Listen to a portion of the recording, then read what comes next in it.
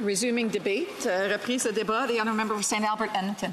Thank you very much, Madam Speaker. I'm pleased to rise to speak to the NDP motion regarding the Liberal plan to increase the basic personal amount from $12,298 to $15,000.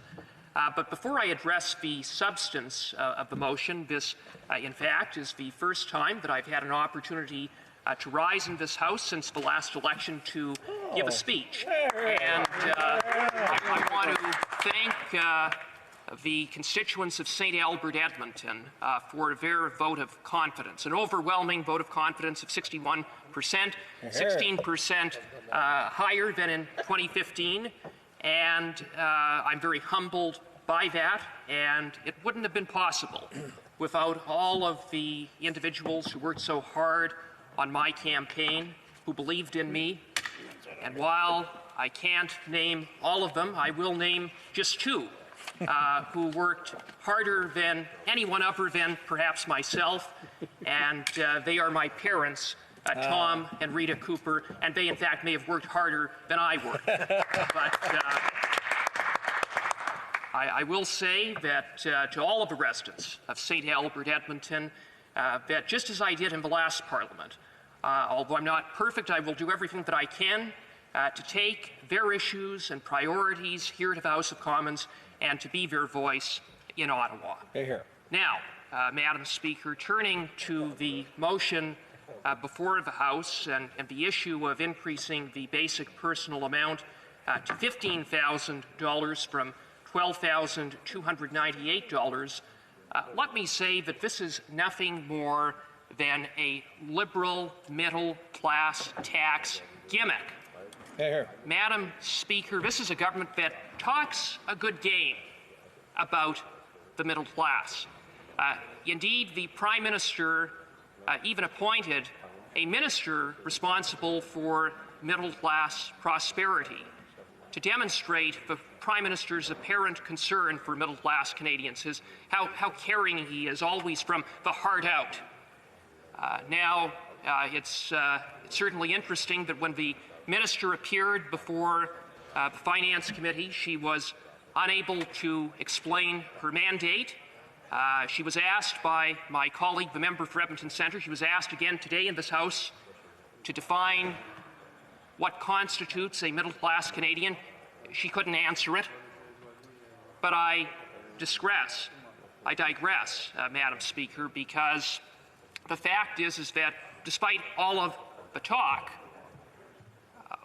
what matters is action, not words, but action. And the actions of this government, time and again, are to make life less affordable for middle-class Canadians. For a government that is so preoccupied with the middle class, they sure have a strange way of showing it. This, after all, is a government that scrapped tax credits that benefit, guess who? Middle-class Canadians. This is the government that scrapped the children's fitness tax credit, the children's arts tax credit, the student textbook tax credit, the public transit tax credit, and I could go on. But not to be outdone, Madam Speaker, this government decided to jack up CPP, taking out of the wallets $2,200 for the average middle-class Canadian family. Some way of showing their love for the middle class, Madam Speaker, nickel and diming them, taking money out of their wallets. Then, of course, there is the massive tax on everything, the carbon tax, which, as my friend, the member for Charleswood St. James, Assiniboia Headingley, noted just yesterday, the Alberta Court of Appeal determined to be a constitutional Trojan horse. But nonetheless, this government is adamant about imposing that massive tax on, guess who? You guessed it, middle-class Canadians.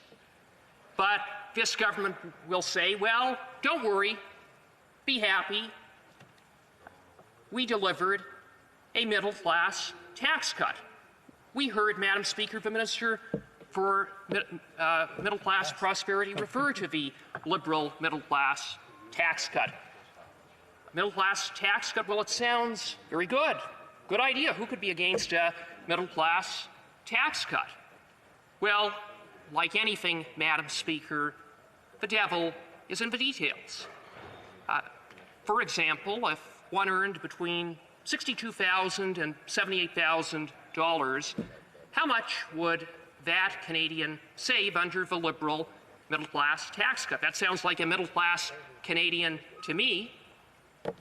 The answer is $117. Now, is that $117 a day, $117 a week, $117 a month? No, Madam Speaker, it is $117 a year. Now, how much does that work out to a week? The answer is $2.25, not even enough to purchase one extra large regular coffee at Tim Hortons. So much for the Liberal so-called middle-class tax cut. The Liberal so-called middle-class tax cut is a Liberal middle-class tax gimmick, not to be outdone by the latest Liberal middle-class tax gimmick, increasing the basic personal amount. I say with respect to the increase that the Liberals are proposing, too little, too late. Too late, Madam Speaker, because Canadians won't see the full benefit for 4 years. And I say too little because by the time they do, a large part of that increase will be gobbled up by inflation. And while the benefit to Canadians is not going to be all that much, having regard for inflation, if the government says $550, $600 for the average Canadian family, that's less than the average $800 that middle-class Canadians have seen in terms of their taxes going up, not down, under the Liberals. But for this nominal benefit to some middle-class Canadians, it's going to come at an enormous cost. According to the Parliamentary Budget Officer, the cost of this Liberal middle-class tax gimmick will be $21 billion. $21 billion at a time when this government is running a deficit of $26.6 billion, $7 billion more than projected, with nearly $30 billion of deficits for the fiscal years ahead, with no end in sight. The Minister for Middle-Class Prosperity talked about the government's fiscal anchor of debt to GDP ratio, which he says is going down, except it's actually gone up this year from 30.8% to 31%, and that's before taking into account the $55 billion of spending promises that these Liberals made in the last election. Madam Speaker, what middle-class Canadians deserve is action. They don't deserve more talk. They don't deserve more empty promises. They don't deserve more gimmicks. They deserve broad-based tax relief. It's something that we committed to. It's something that we intend to deliver on, should we be entrusted with the confidence of Canadians, which I expect will happen and can't happen soon enough.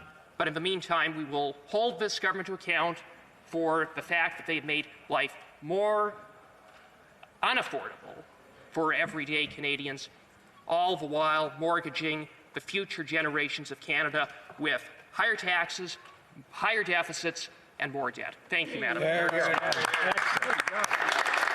Questions and comments? Questions et commentaires? The honourable member has a point of order.